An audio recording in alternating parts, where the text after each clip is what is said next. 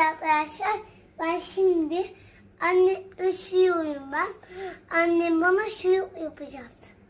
Malzemelerimizi sayalım mı? Birazcık suyumuz var. Birazcık tereyağımız var.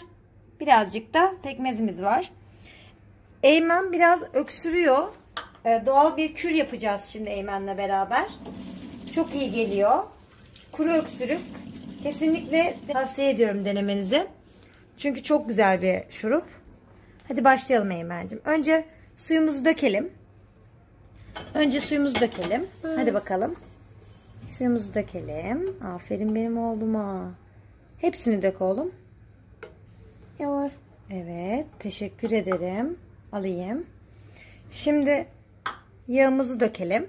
Sen tut, ben kaşıkla alayım. Ben alayım. Dur ben alayım, sana yardım edeyim. Yağımızı da koyalım. Tereyağı koyuyoruz. Hakiki tereyağı arkadaşlar. Evet, bunu da alalım. Sonra pekmezimizi koyacağız. Ama ben pekmez olarak keçi boynuzunu daha çok seviyorum Eymen. Onu kullanıyorum. Ama bir saniye Eymen'cim. Teşekkür ederim. Pekmezimizi de koyalım. Evet. Şöyle yapalım.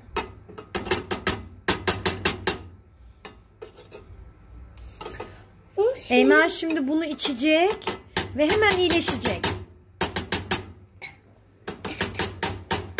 Şimdi altını yakalım ve kaynamaya bırakalım.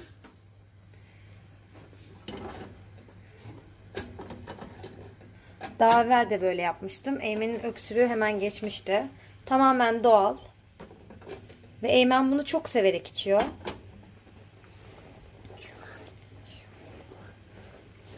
Eymen bunu içeceksin ve nasıl olacaksın? İyileşecek misin? Öksürüğün geçecek değil mi? Evet. Tamam. Şimdi kaynatalım bunu Eymen'cim. Sen biraz uzak dur. Evet. Çok güzel oluyor değil Görüyor musun? Çok güzel oluyor. Tadı da çok güzel değil mi Eymen? Ben içeyim.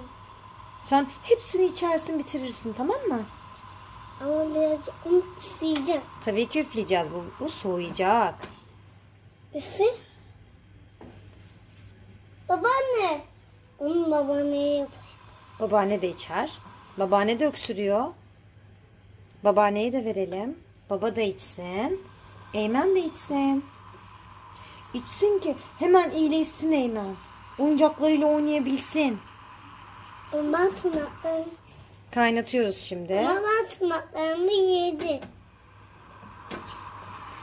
Şimdi kaynatıyoruz. Ben artık... Evet. Evet. Eymen şimdi bunu kendi içecek. Filine de içirecek. Eşeğine de içirecek. Onlar da iyileşecekler.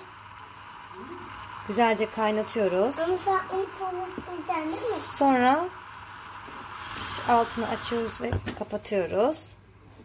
Evet. Gördüğünüz gibi. Çok güzel oldu. Çok güzel oldu. Şimdi ben kendimi çevireyim ama.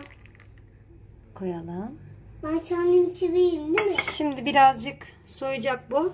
Soğuduktan sonra Eymen nasıl içecek hep beraber izleyelim ve görelim. Şurubumuz soğudu. Şimdi Eymen içsin bakalım. Beğenecek mi? Al bakalım. Oh, nasıl? Güzel mi? Güzel.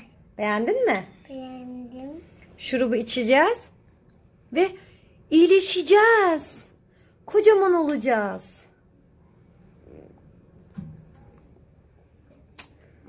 Eymen pekmezli kürü çok severek içiyor. Ciğerlerine kadar, sırtına kadar rahatlatıyor Eymen'i. Kocaman var, kocaman.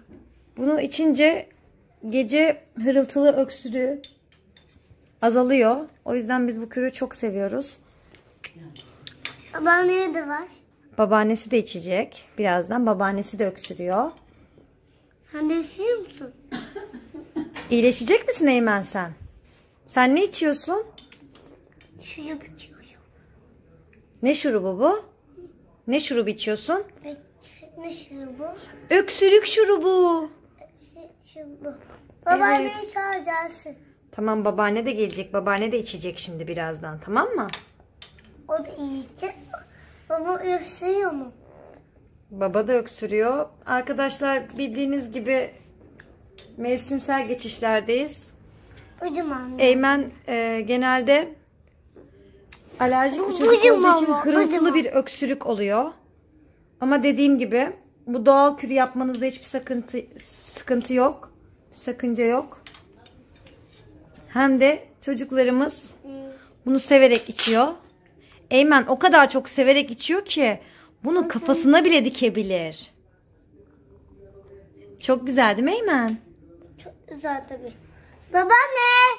Teşekkür ederiz arkadaşlar bizi izlediğiniz için. Lütfen kanalımıza abone olmayı unutmayın. Görüşürüz. Hoşça kalın. Eymen sen de. Görüşürüz. Hoşça kalın. Abone olmayı Unutmayın.